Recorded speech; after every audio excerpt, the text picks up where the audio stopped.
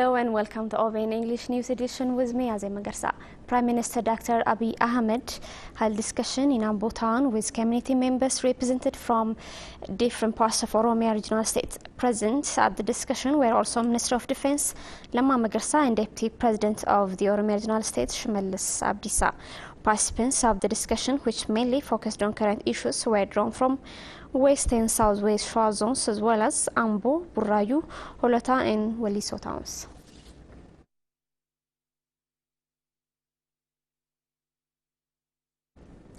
Meanwhile, Prime Minister Dr. Abiy Ahmed, along with Minister of National Defense Force Lamma Magarsa, conferred with Hararge zone's residents about ensuring sustainable peace across the country. Discussants raised multifaceted questions and officials replied. Olma Baina has a story. Prime Minister Dr. Abiy Ahmed, together with Minister of Defense Lamma Magarsa and Director General of the Oromia Revenues Authority Chaltu Sani, has conferred with the community representatives drawn from different parts of the Eastern Oromia and Harari Regional Estate at Harari Town. Prime Minister Dr. Abiy Ahmed said that Oromo heroes like Bakar Ware and Jarra Abbaa Gadaa are always in the memory of Oromo people. Why Bakar Ware dagachuu danda'u? A person who reads and analyzes more could not forget people like Bakar Ware, Elemo Qilxuu and Jarra Abbaa Gadaa. Participants of the conference have also raised questions and suggestions on the current issues. We have been sacrificing ourselves to protect our leaders like Dr. Abiy Ahmed, Lamma Magarsa and Jawar Mohammed.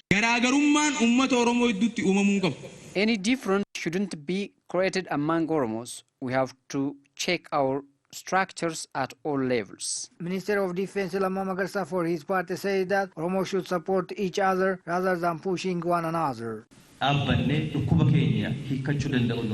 We have to seek to solve our problems. We shouldn't forget what we have passed through. If it is so, we forget our people. This is impossible at all. We cannot and shouldn't do what Oromo do not want to be done. Prime Minister Dr. Abiy Ahmed has expressed his respect and value for his own people. Maatii keessa galuu koo kan natti agarsiise maqaa waamtanii waa'ee kana baruu barbaanna jechuun keessan eenyummaa keessan agarsiisa waan ta'eef lapheen koo fayyuusaa gammachuu koon isiniif ibsuu barbaada. Today I feel that I am in my family. I therefore would like to inform you that I am very happy and interested in your openness. Recently there was a propaganda in Oromia as if I have forgotten the struggle of Oromo people. But I want to tell you the truth. Let Waka of Oromo judge it.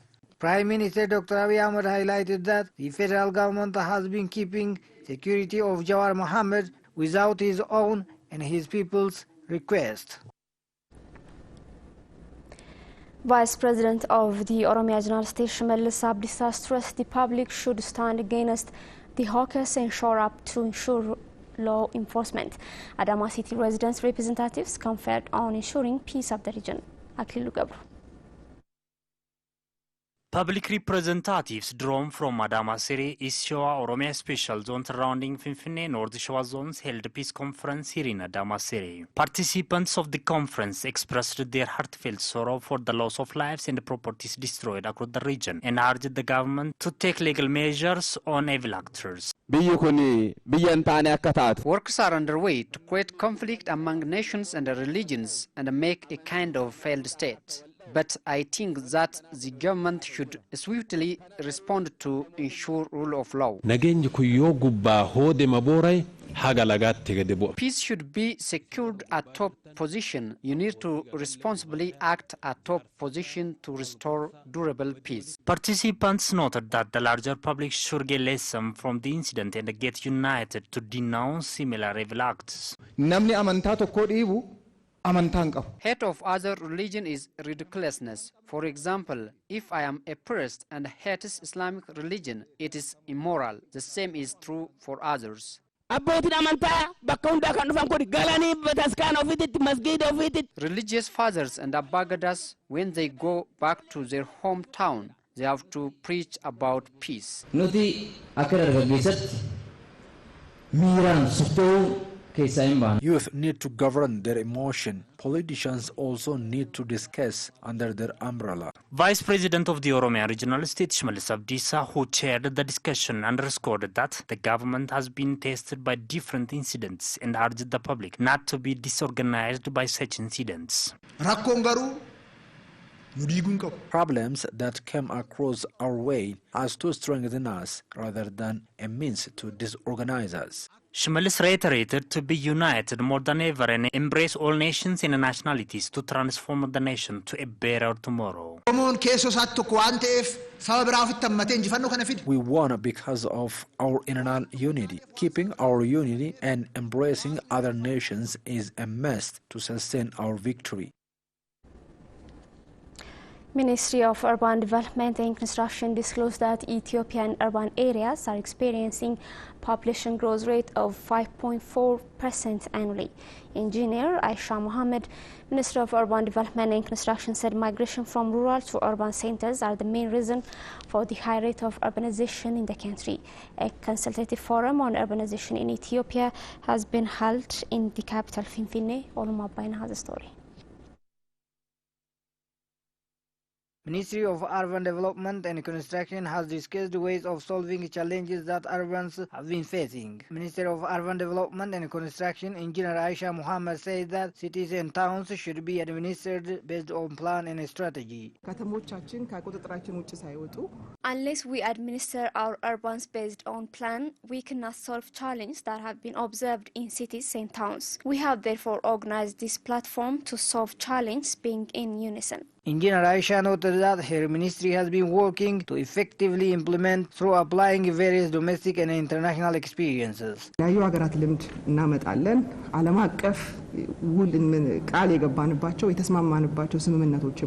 been dealing with various countries to share their experiences. We have also signed memorandum of understanding with some countries to work together in this regard. Representative of Sweden Embassy to Ethiopia, Annika Nordin Jordina, said that the Swedish government is ready to support Ethiopian Urbanization Development Program. New way of thinking and new ideas, and you create a platform that can continue also after the document is written on the 10-year strategic plan.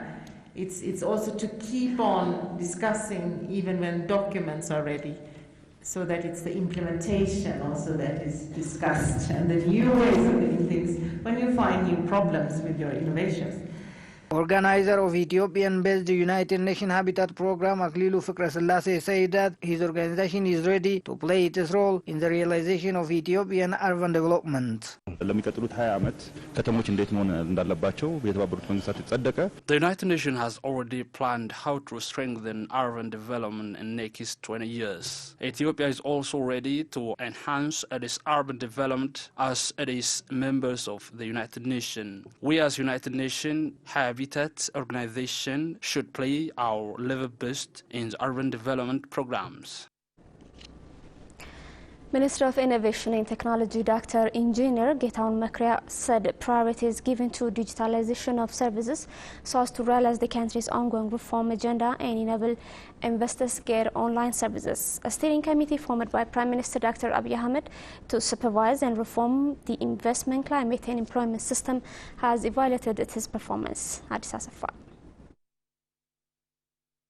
A team which works on making business works very easy and accessible to all nations equally in Ethiopia has been established before 1 year by the Prime Minister's office. A team has started its task by identifying the problems and undertaking its objective by highly relying on international experiences. Recently, the team has conducted a research works on how the federal business organizations are working together to accelerate economic development of the country. Areas of the study were Ethiopian Custom and Revenue Authority, Trade and Industry, the Federal Attorney General, Innovations and Technology, National Bank, Construction and Supervision Authority, Finfinne City Administration, and the Ethiopian Electric Utility. These organizations are interdependent to one another, and they have been working together by setting a short-term plan. And the performance of the short-term plan was really promising, it was noted. Representative of World Bank to Ethiopia, Ethiopia, Fantu Fari, said that culture of paper dependency, implementing payment without receipt, and lack of setting rule and regulation are major hindrance to exercise fair business in Ethiopia. Minister of Innovation and Technology Dr. Engineer Getahun Makuriabi noted that intervention of decision makers is mandatory in image building.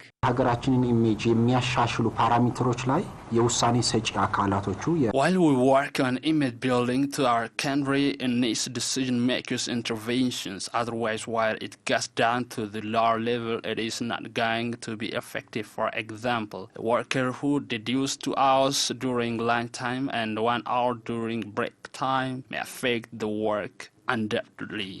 Getahun added that the ultimate goal is working for realization of economic development. አንድ ተቋም ጋር ያለው ዝግጁነት እጥረት ወይ ደግሞ የዝግጁነት አለመኖር As long as recklessness of a certain organization puts bad image to the country, we shouldn't keep silent because it causes a great problem. Minister of Trade and Industry Fetlawork Gebrexiaber in her part noted that by working cooperatively we should achieve economic development. እያንዳንዳችን በየተቋማችን ሆነን የምንሰራውን ስራ Organizations are interdependent. What we do in our organization has a relation to other organizations, so that when a certain organization lags behind, it hinders the one which works keenly. The Oromia Agriculture and Natural Resources Bureau disclosed that close to 1.7 million people in Oromia are under safety net program. Relevant discussion has been held with stakeholders in Mojo Town. Mukhtar Haji. According to evidence from Oromia Agriculture and Natural Resource Bureau, 1.7 million individuals are being under the support of SafeNet program. The Bureau has reviewed the work performance of stakeholders with food security program drawn from zones and districts of the region at Mojo Town. Lack of peace and security and equity to benefit the supported part of the community are some razor drawbacks. Dalkacho Teferi, Deputy Head and the Coordinator of Natural Resource and the Food Security Department with Bureau on the event said his Bureau has been working to realize independent life for the SafeNet program beneficiaries. Our base is mainly two. First, we focus to work on to expand small-scale irrigation supply to support the farmers. 252 million birr is also allocated in this regard. Second, we focus on how to improve life of the beneficiary by creating additional sources of income. Out of agriculture, we are also making to solve the problems of logistics in the regard where we supply 332 motorcycles to go districts in the region. Some participants of the event vowed to share their maximum effort to realization of the program. Our community are used to live in lowland areas and we have to work to solve their problem in a very much close to them. The commitment of the Bureau is very interesting, aimed at to solve including logistic problems in the regard. To complete this job in a very successful mechanism, over 10 motorcycles are given to my zone. Using such opportunities, we are ready to solve problems of our community.